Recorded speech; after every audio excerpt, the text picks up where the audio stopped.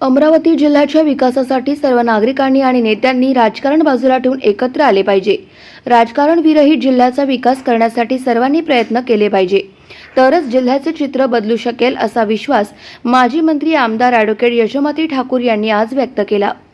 राज्य शासनाच्या वतीने अमरावती जिल्ह्यात ज्वारी खरेदी हंगाम सुरू करण्यात आलाय। ज्वारीला 3180 रुपये हमीभाव देण्यात आलाय।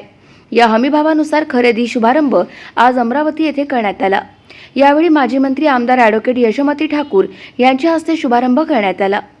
यावेळी बाजार समितीचे सभापती हरीश मोरे, उपसभापती भैयासाहेब निर्मळ, मनोज देशमुख, पंकज देशमुख, हरिभाऊ मोहोड, संजय माला, जिल्हा विपणन अधिकारी नितीन हिवसे, अमित गावंडे, अभय देशमुख, राजेश बोडके, गजानन राठोड, दिलीप सोनवणे उपस्थित होते। तर पिंप विहीर गावचे शेतकरी श्याम बाबासाहेब केने यांचा यावेळी सत्कार करण्यात आला।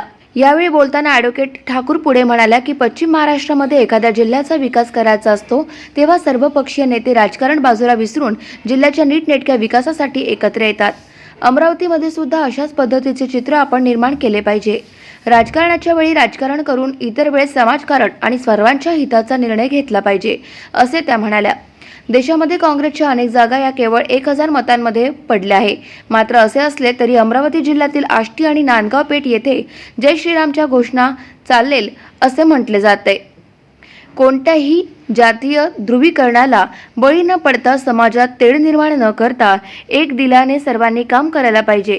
आगामी विधानसभा निवडणुकीतही धर्मनिरपेक्ष विचारांच्या पक्षांनाच मदत केली पाहिजे, असे आवाहन त्यांनी यावेळी केले। शेतकरी हिताचा हा निर्णय अत्यंत महत्त्वाचा असून शेतकऱ्यांची धान खरेदी योग्य दरात आणि वेळेत व्हायला हवी।